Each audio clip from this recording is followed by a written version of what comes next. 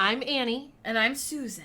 And this is Two Friends, One Chat. I almost messed that up. Just FYI. I was going to say Annie and Susan get clinical, which is what we say after Two Friends, One Chat. And today, we're getting legit clinical, legit. You know, here's a fun thing I'm going to throw out there. When people say you're a social worker, they imagine you like being this hero and spending all this FaceTime with people. Turns out, yeah, there's a ton of paperwork involved. And today we're going to do the most social worky thing we could do. Advanced directives! No! Yeah, Annie's so excited. Oh, man. No, not excited? I'm actually pumped. Okay. It's just, I know we've talked about this a little bit, and listeners, you may not know this as much. Death is a really hard thing for me. Yes. And and you'll find out because Susan's going to tell us, advanced directives are all about that time. So yes, my mind really hates to think about that. And because of Susan's amazing input in my life, I know it's necessary. Right. Yeah. An advanced directive is a legal document that is used for two different things. Most importantly, it's to choose a healthcare representative. Okay. A healthcare representative is someone that will make decisions about your medical care if you are not able to. Yeah. So remember, all of this is if something happens and you can't make decisions. If you can make decisions, you trump everything every time. It's good to know. Okay. That's number one. The other part of the advanced directive is some questions regarding what sort of medical care you would want if you weren't able to make those decisions. Okay. That's a little less important than the healthcare representative, and we can dive deeper into that. But this, in my opinion, and most medical social work opinions, this is a document everyone 18 and over should have. This should not be a big, scary deal. Okay. Which it is to most people because it's talking about a scary thing to most people.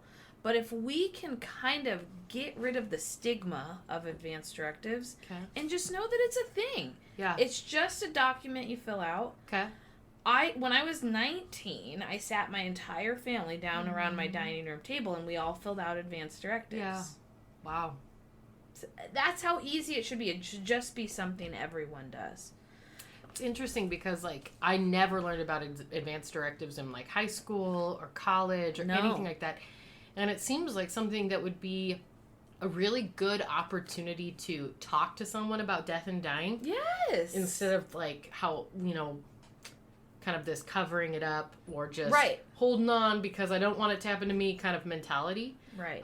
It's why they say, like, having pets with kids are a really positive thing because you learn the cycle of death and dying and grief and processing and how positive that can be. Yeah. Agreed. That being said, I feel like when it comes to advanced directives, I have like the emotional capacity of a junior higher. Oh, good. Yeah, it's going to be super great. I just want our listeners to know that I told Susan, I'm going to use a really inappropriate term here, but I mean, it's okay. I just wanted You know us well enough by now. Yeah. It's fine. But I wanted to go into this raw dog. I just want to just do it. She hasn't even looked. I'm still holding the paper. Mm-hmm. She hasn't even looked. Mm-hmm. It's not that scary. Now, we are based in Oregon, so we're going to go over the Oregon Advanced Directive. Okay. Do know if you are in a different state, each state has their own Advanced Directive.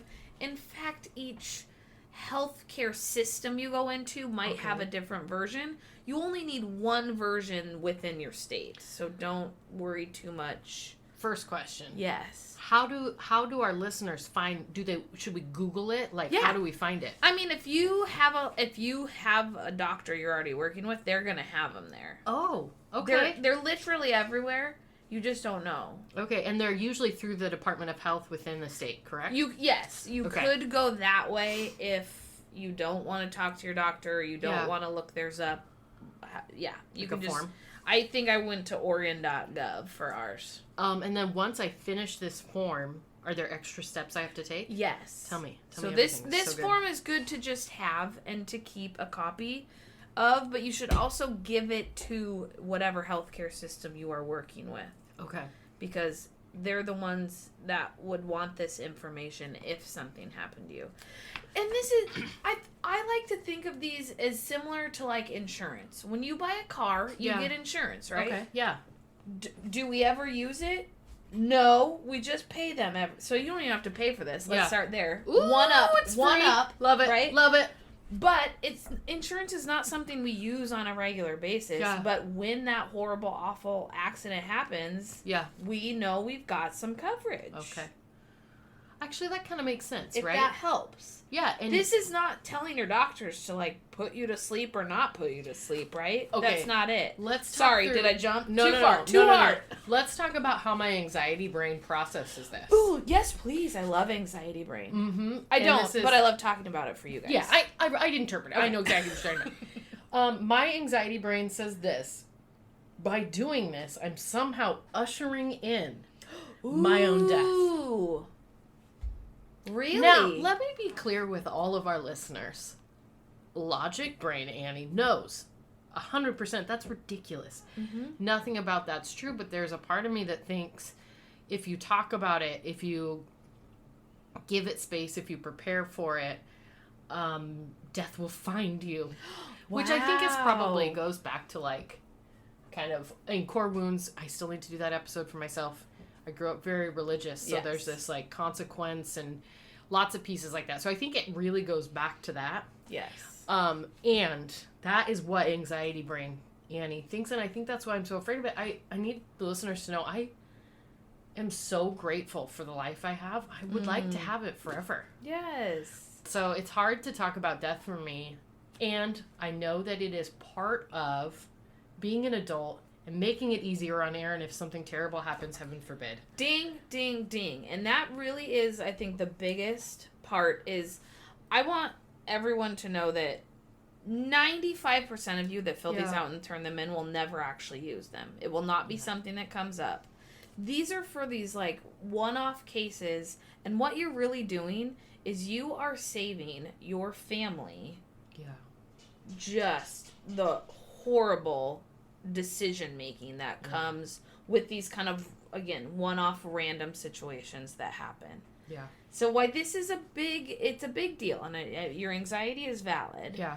This is not something that is probably ever going to happen, but if it did, this is going to save the people that love you so much heartache, knowing that they're doing what you want. Yeah. Oh, that's so good. Okay, all right. It's a gift. I'm ready. I'm ready. Booyah. Booyah. Okay, so again, remember, we are going over the Oregon Advance Directive. Most states are going to ask very similar things. Okay. So if you're listening on a podcast right now and you're home, I say pause, go print it off, walk through it with us. Ooh, that'd be so fun. If you want to. That'd be awesome. Know that this should, in a perfect world, be done with your loved ones around, especially whoever you want your healthcare representative to be. But you could go through it with us in pencil and just, make notes or whatever. Yeah, so, love it. So, okay. Annie has our advanced directive. The first page is instructions. I'm here. You don't need them. Yeah. Okay. The first part, obviously, is your information, right? Who are you? We want to know who you are, where you live, all of those fun sorts of facts that Annie is filling out right now. Mm-hmm. I'm going to just kind of skip ahead because I know how to fill You know how to fill it. So next, this is the big part, guys. Healthcare representative. This is saying, who do I want to make decisions for me if I can't? Now, there is a process. Legally, if you don't have an advance directive, there's family members are ranked in a certain way that they would just automatically go to. Okay. But I think it is so, and this is a big one. This is a big one. Your healthcare representative is not the person you love the most. Okay. It's the person that you think will follow what you want and be able to make those hard decisions. Okay. My mom, I love my mom. Yeah. She loves me the most. Would she be able to do the things that I've picked? I don't know. That's why I'm debating on changing my healthcare rep. Okay. So please know that it's not who loves you the most and who you love the most. This is not the form for that. Yeah. So that's something to think about. Who do you really want your healthcare representative to be? It's funny that you say that because at first I was like, oh, Aaron. But then I was like, man, do I want to burden him with that? Like, I mean, I think, and this is so interesting because, like, even the thought, like, I'm tearing up, right? Oh, yeah. Yeah, because, like. And know that legally it would be him because you're married. So legally it's going to be him if you don't ever fill this out. Yeah. It's automatically going to go to him. After that, it'd be your parents and then siblings. Honestly, I think I need to talk to Aaron because I'm like. This is a lot. And we don't have to fill this out. We can just walk through 4 people. Yeah. And you can.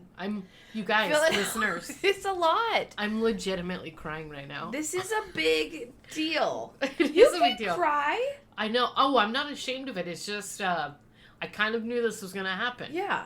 Yeah. Okay. But I love that. And I think you brought up really valid points because I think, okay, my first thought is, of course, it'd be Aaron. Yeah. Then my follow-up thought is like, well, it actually probably should be my brother because, but then I'm like, oh my gosh, he'll be, like that'll be really hard on him too. So yeah, I'll need to do a little thinking about that because I think also Aaron has always said, I like having a job. Yes. So it might actually be super helpful for him. Yeah. And remember, the other point of this document is that you're going to tell this person what to do. So you're not just putting them in charge and not telling them what to do. Yeah. In the perfect case scenario, you're going through this document and you're marking all those things off with them so they know what you want. Yeah. You technically don't have to do that. You could just assign a healthcare representative and never go through the choices, but that would be quite the burden on that person to give them that responsibility but not actually tell them what you wanted. Yeah, that's too hard. Yeah. We don't want to do that. Okay. Yeah. We got to dive in. This is great conversation. We're going to page 2. Okay, we're just going to... And I'm we're crying gonna a lot. We're going to move on. So you can also pick alternate healthcare representatives. Okay. So that's saying, hey, here's some other people. If my first choice isn't available, these are the other people that we would go to. I love it. I've got a first alternate here and a second alternate. Yeah. Which is great. That really gives me, like, I'll probably put Aaron number 1, my brother number 2. I don't know who I'll do number 3. And no, this is, I think, a good thing about this document. You don't have to fill all these boxes out. Yeah. You could just pick the one and be done with it. Okay. So fill out as much as you want to. You don't have to fill all that out.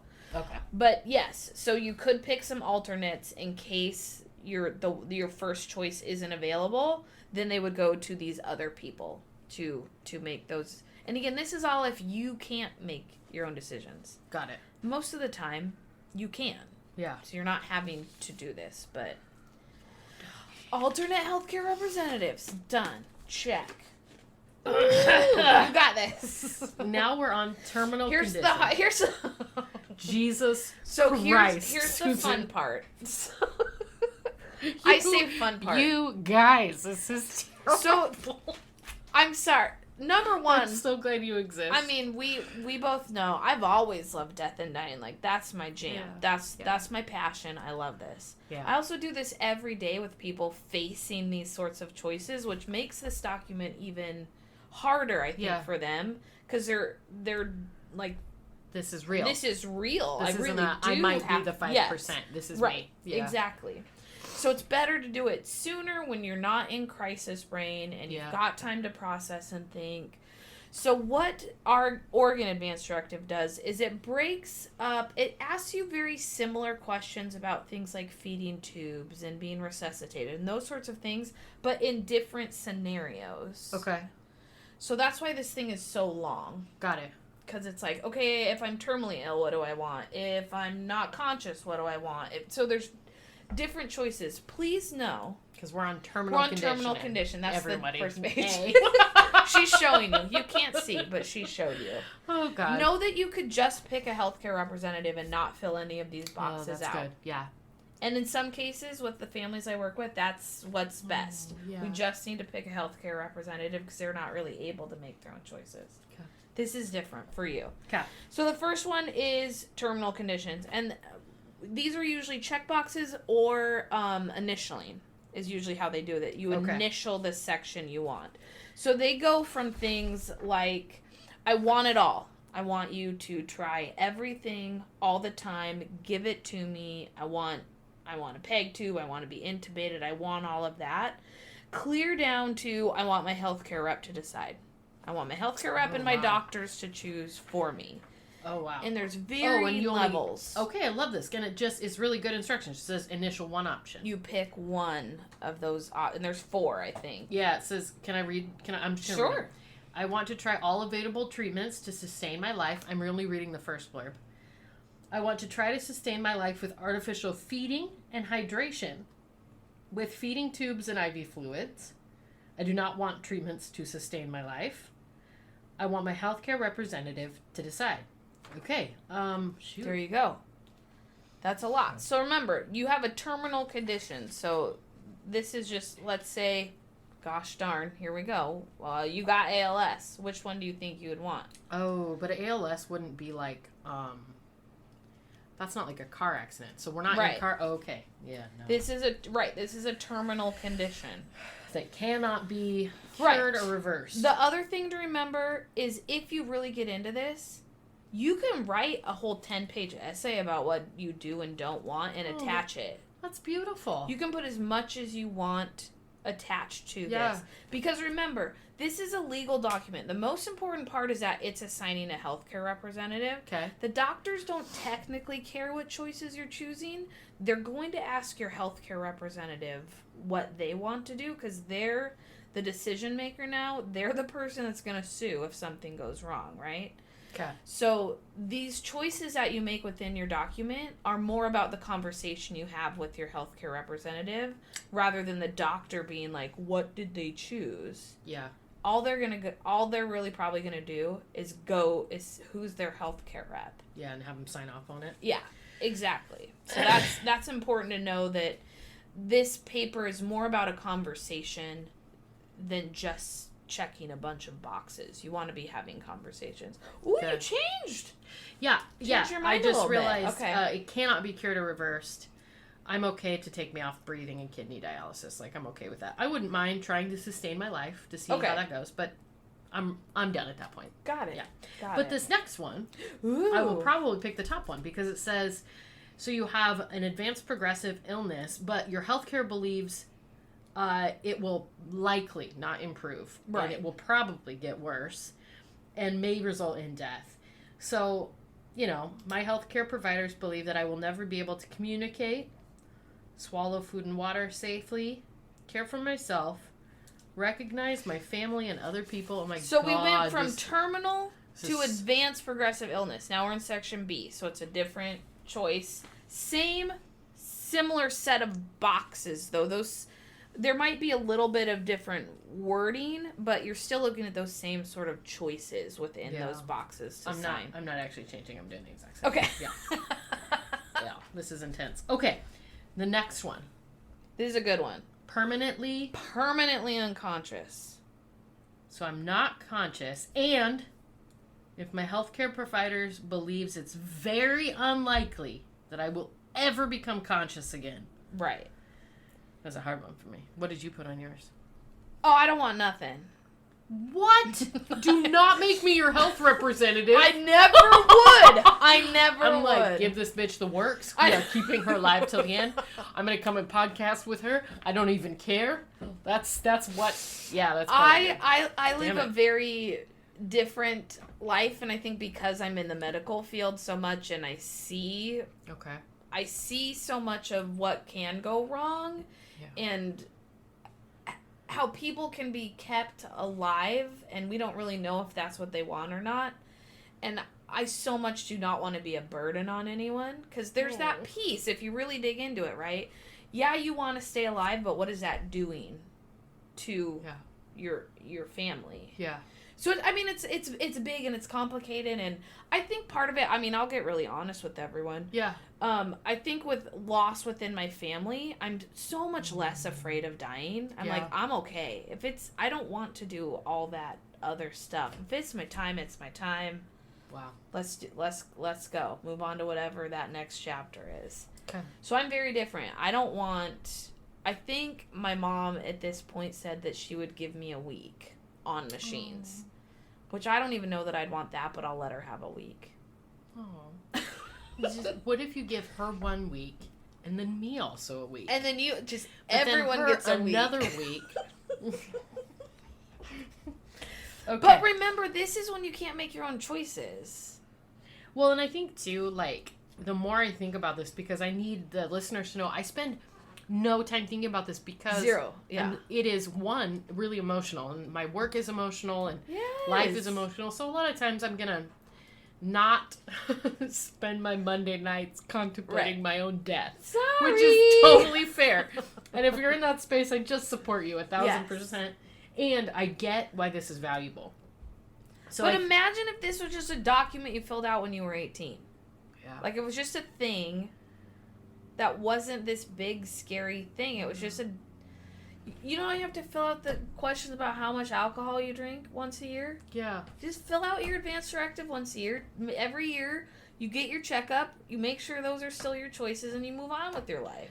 Yeah, that's what I think we need to do because, and I think I'm going to spend some time thinking about this. Of course. And then what if you just made it like, and maybe we'll do this on the podcast, a yearly advanced directive check-in, and you and I just like talk about where we're at with our advanced directives and move on and make it more of a conversation. But right now, I need our listeners to know this isn't easy for me. Like I am feeling a lot of the feels. I'm also so ridiculously proud of you. Oh, you are?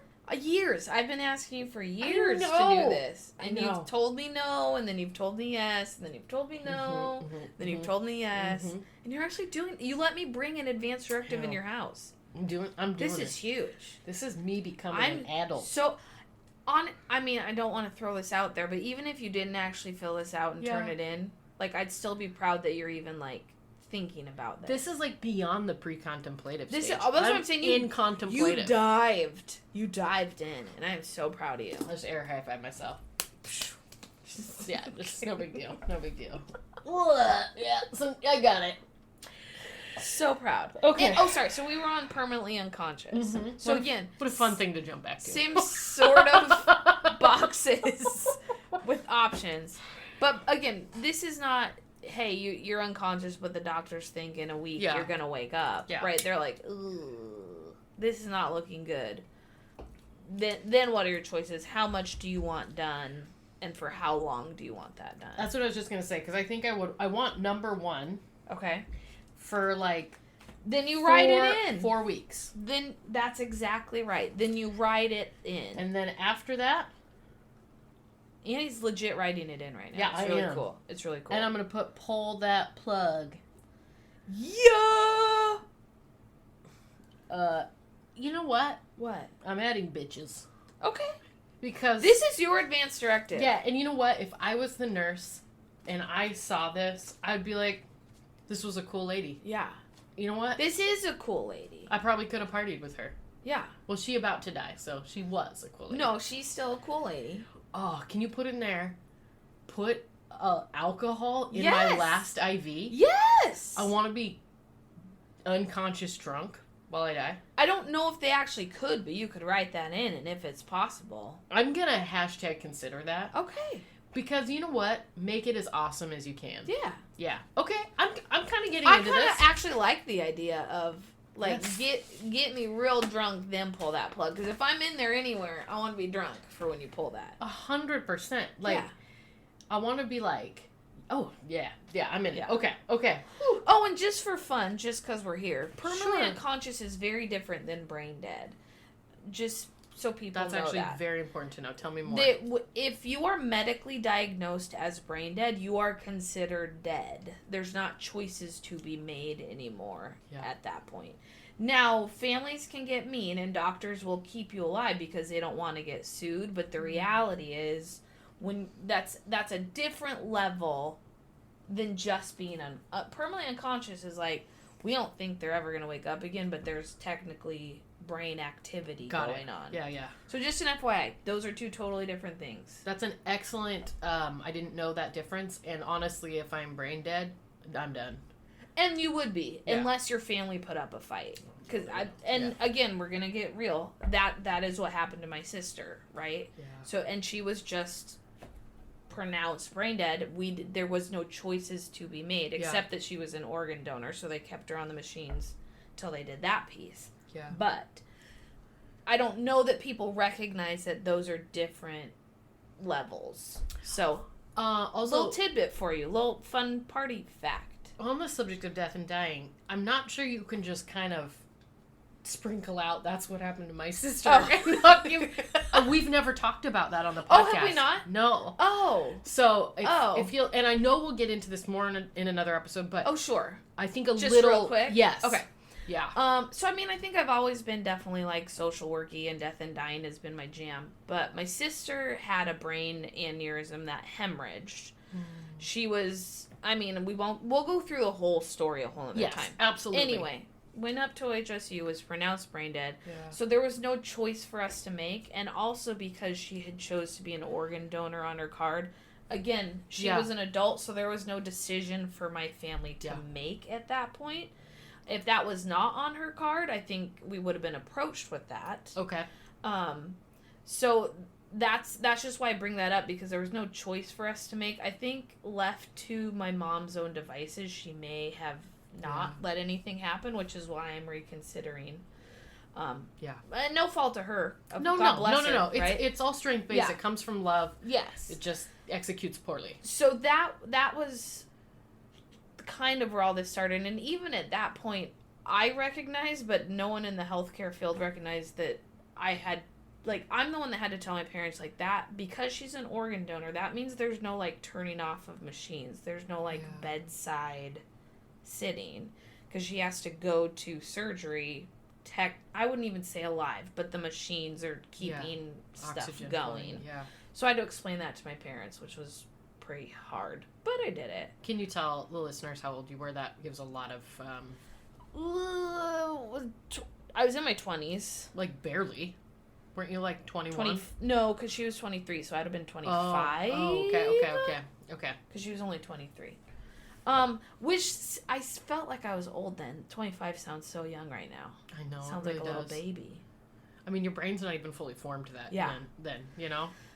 Anyway, we'll dive way deeper into that, because there's lots of other stuff that goes with that story and family dynamics. But anyway, that's kind of how I think my social work medical journey started technically, and that's why I know that information about being brain dead.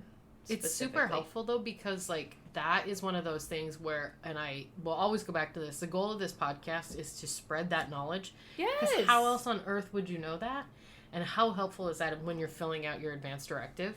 And here's the thing. Here's why my sister had not filled one out. When I was 19, and I think it was, at that time, only my parents still around to fill those out. I don't think my sister was actually there at the time.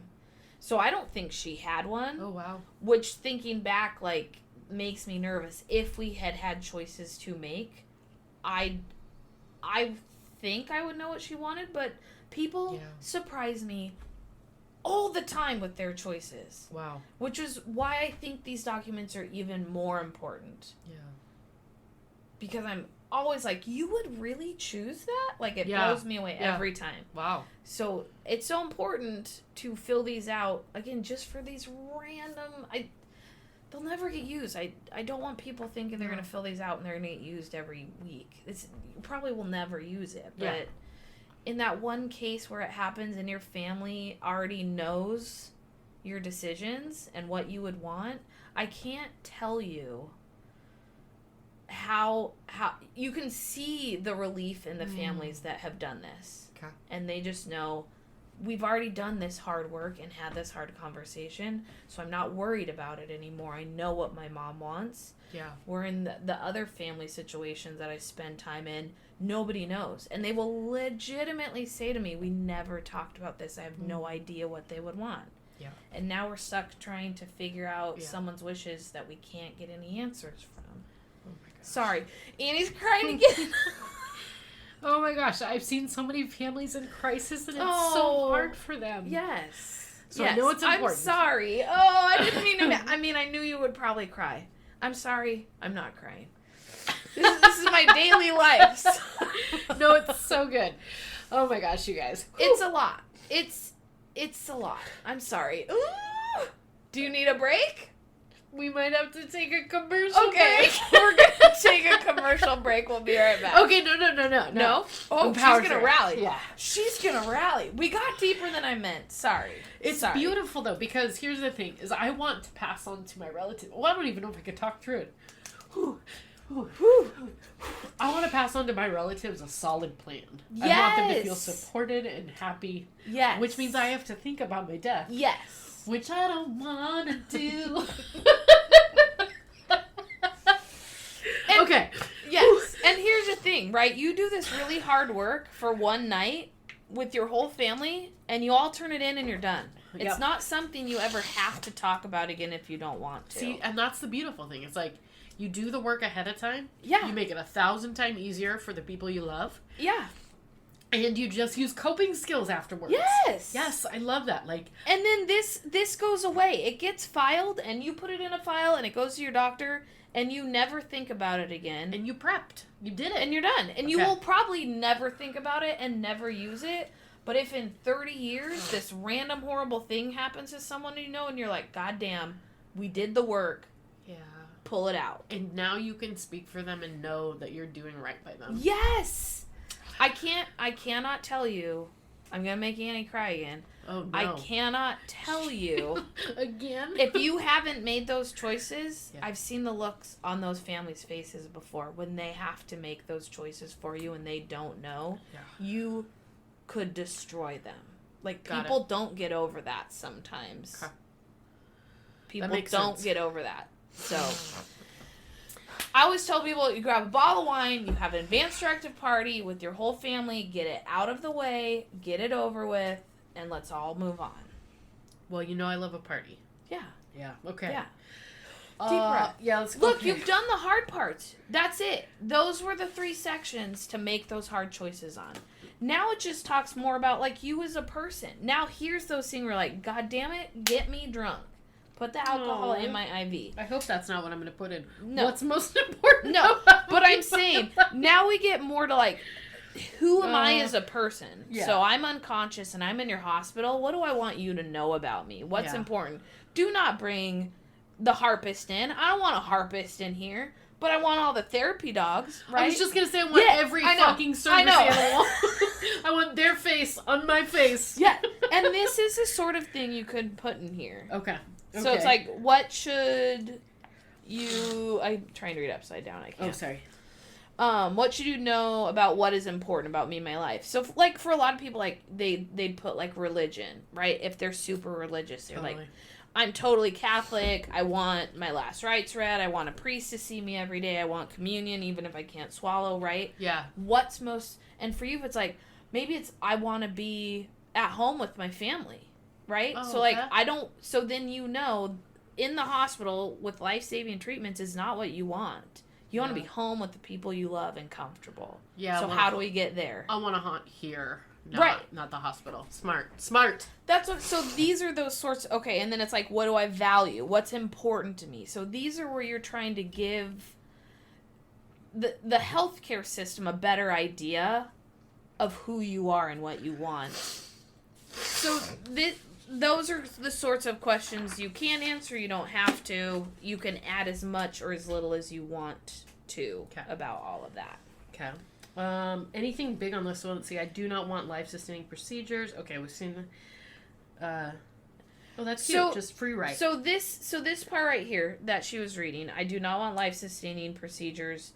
And then there's a list of different things that you might be experiencing, and you know that that's when you're done. Okay. You don't want them to keep going if you can't express your needs. And I'm reading these now. Got it. If you can't be free from long-term pain.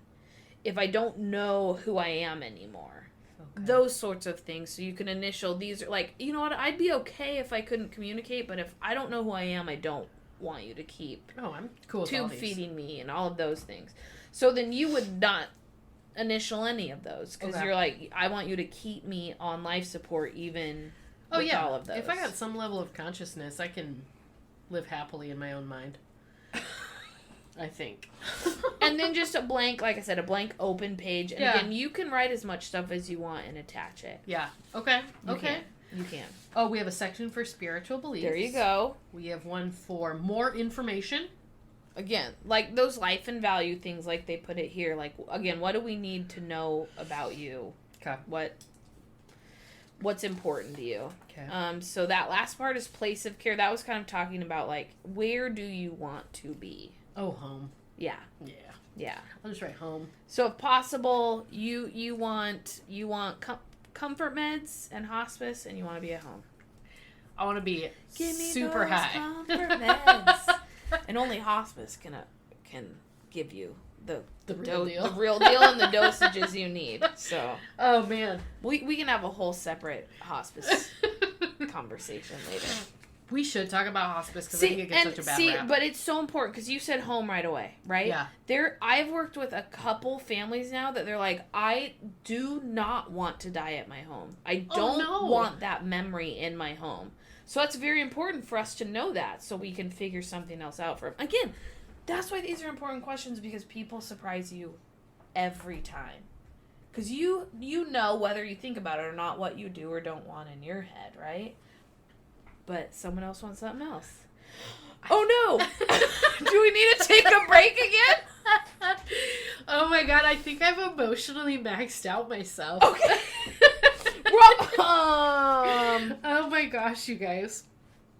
Okay, so really that's it. Then it's just a bunch of signature pages. Well, thank God. So your healthcare representative needs to sign. They need to accept the position. That's good to know. So they need to sign and say, okay, I'll do it. And then you either need to get 2 witnesses who can literally be anybody. I walked across the street to my neighbors when I did mine. Or you can get it notarized. In Oregon, other states, you might have to get it notarized. Okay. That's it. We did it. You did it. Can you tell people where they can get things notarized? Because I didn't learn that until I was like 28. I don't know. Oh, you can go to like banks a lot of times. Sometimes like your local Department of Health or your DSHS or other places will have a notary. They have mobile notaries too that will come to you. That feels expensive. Yeah. I think libraries sometimes have notaries. Yeah. So, anyway, just throwing that out there that it turns out I would Google, like, notary near me because a lot of times they're not expensive and you can just go to your bank and have someone Random people can be notarized. Yeah. So, they could be anywhere. Yes, and I can't thank people enough for taking this journey with me. I'm so sorry. It's so emotional for me. But I am so glad that we get to share it with you guys. But you did it! I did it. And I encourage you guys, take this journey. It's such a beautiful gift to give your family in tragedy. Oh. I can't even say tragedy without like... Oh! I'm like... Oh, God bless me. Well, guys, I'm going to go cry and take a bath and probably watch some very shitty TV. Okay. To cope myself out of this. Okay. I'm so proud of you. This is big kid stuff. I'm real proud of you. Yeah, I grew up today. You did! You guys, I can't even see through the tears. You can't... The Annie I knew years ago would have never even attempted this, though. I'm so proud of you. No, this is I know mental this health is hard, Annie. but I am so proud of you. So proud of you. And on that note, ladies and gentlemen, I must bid you adieu. Okay, we're out. We're done. We love you. We'll talk to you next time. We'll see you soon. Bye.